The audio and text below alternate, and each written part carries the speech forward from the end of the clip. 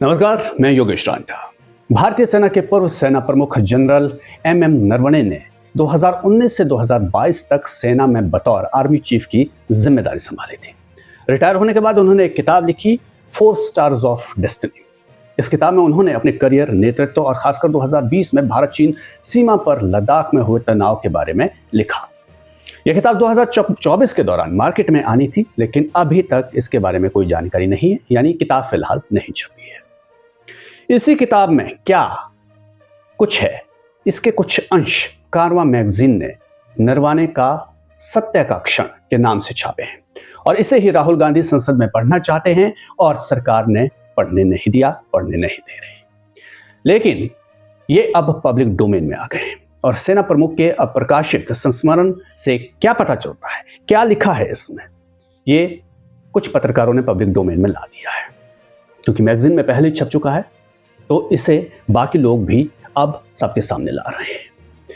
वरिष्ठ पत्रकार और लेखक राजू पार्लेकर ने उन अंशों को अपने फेसबुक पोस्ट में शेयर किया है।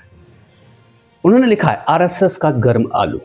पूर्व सेना अध्यक्ष जनरल नरवणे ने ऐसा क्या लिखा जिसे राहुल गांधी सदन में पढ़ना चाहते थे और सरकार ने पढ़ने नहीं दिया। आपको खुद पढ़ना चाहिए। अब वो आगे जनरल नरवणे की लिखी हुई बातें रखते हैं, उन्होंने जो लिखा है अपनी किताब में और जिसे मैगजीन में छापा है, जो इस तरह से है। क्या लिखा है जनरल नरवणे ने? भारतीय सेना की नॉर्दर्न कमांड के प्रमुख लेफ्टिनेंट जनरल योगेश जोशी को 31 अगस्त 2020 को रात 8:15 बजे एक फोन कॉल आया। उन्हें जो जानकारी मिली उससे वो चिंतित हो गए। इन्फेंट्री के सपोर्ट के साथ 4 चीनी टैंक पूर्वी लद्दाख में रेचनला की ओर एक खड़ी पहाड़ी के रास्ते आगे बढ़ने लगे थे। जोशी ने इस मूवमेंट की जानकारी army chief general Manoj Mukund Naravane को दी, जिन्होंने तुरंत स्थिति की गंभीरता को समझ लिया। टैंक कैलाश रेंज पर भारतीय ठिकाने से कुछ 100 मीटर की दूरी पर थे। यह एक रणनीतिक ऊंची जगह थी जिस पर भारतीय सेना ने कुछ घंटे पहले ही कब्जा किया था। विवादित लाइन ऑफ एक्चुअल कंट्रोल, जो दोनों देशों के बीच असल सीमा है, कि इस इलाके में ऊंचाई का हर मीटर रणनीतिक दबदबे में बदल जाता है। भारतीय सैनिकों ने एक इल्यूमिनेटिंग राउंड फायर किया जो एक तरह से चेतावनी थी। इसका कोई असर नहीं हुआ। चीनी आगे बढ़ते रहे।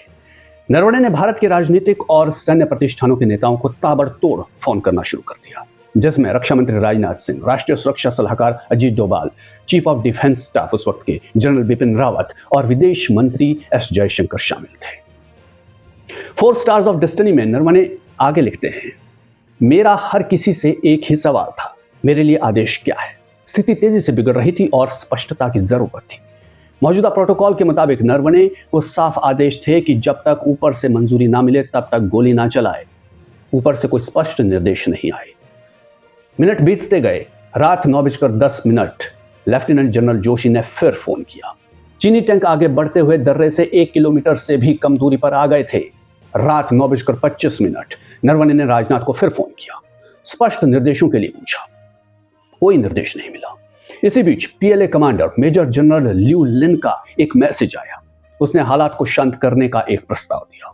दोनों पक्षों को आगे बढ़ना बंद कर देना चाहिए और अगले दिन सुबह 9:30 बजे पास पर स्थानीय कमांडर अपने 3 प्रतिनिधियों के साथ मिलेंगे। ये एक उचित प्रस्ताव लग रहा था।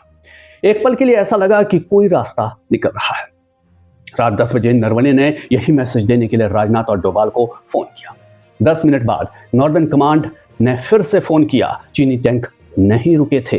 वो अब टॉप से सिर्फ 500 मीटर दूर थे। नरवणे को याद है कि लेफ्टिनेंट जनरल जोशी ने कहा था कि चीनी सेना को रोकने का एकमात्र तरीका हमारी अपनी मीडियम आर्टिलरी से फायरिंग करना था, जो तैयार थी और आदेश का इंतजार कर रही थी। पाकिस्तान के साथ लाइन ऑफ कंट्रोल पर आर्टिलरी की लड़ाई आम बात थी, जहां डिविजनल और कोर कमांडरों को ऊपर से किसी से पूछे बिना हर दिन सैकड़ों राउंड फायर करने का अधिकार दिया गया था। लेकिन यह चीन था। यहां बात अलग थी। पीएलए के साथ आर्टिलरी की लड़ाई बहुत नाजुक स्थिति में बदल सकती थी। मेरी स्थिति नाजुक थी। नरवणे लिखते हैं, कमांड जो सभी संभावित तरीकों से फायरिंग शुरू करना चाहता था और एक सरकारी समिति जिसने अभी एक स्पष्ट आदेश नहीं दिए थे। इनके बीच नरवणे फंसे हुए थे। सेना मुख्यालय के ऑपरेशन रूम में विकल्पों पर विचार किए जा रहे थे और उन्हें खारिज किया जा रहा था। पूरा नॉर्दर्न फ्रंट हाई अलर्ट पर था। टकराव की संभावित जगहों पर नजर रखी जा रही थी, लेकिन फैसले का पॉइंट रेचिन था।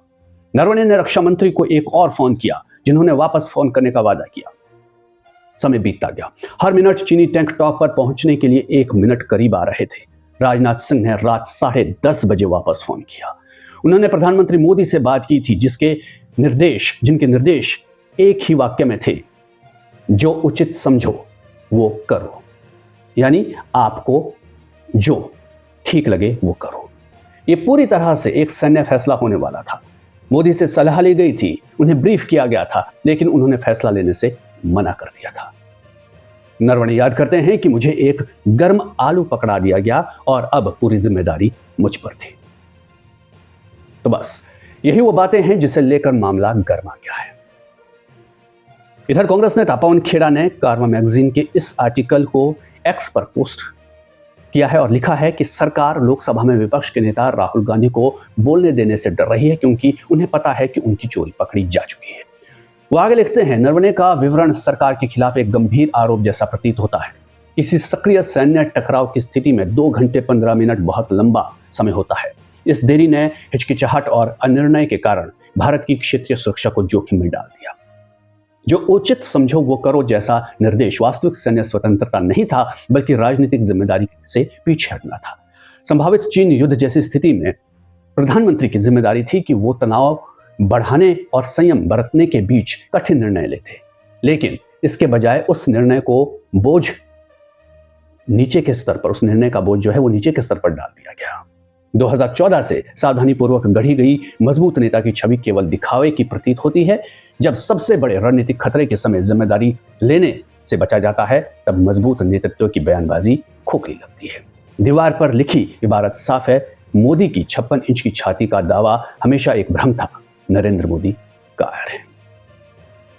तो कांग्रेस कड़े तेवर में है और सरकार भी नियमों का हवाला देकर संसद में इन अंशों को पढ़ने से राहुल को रोक रही है।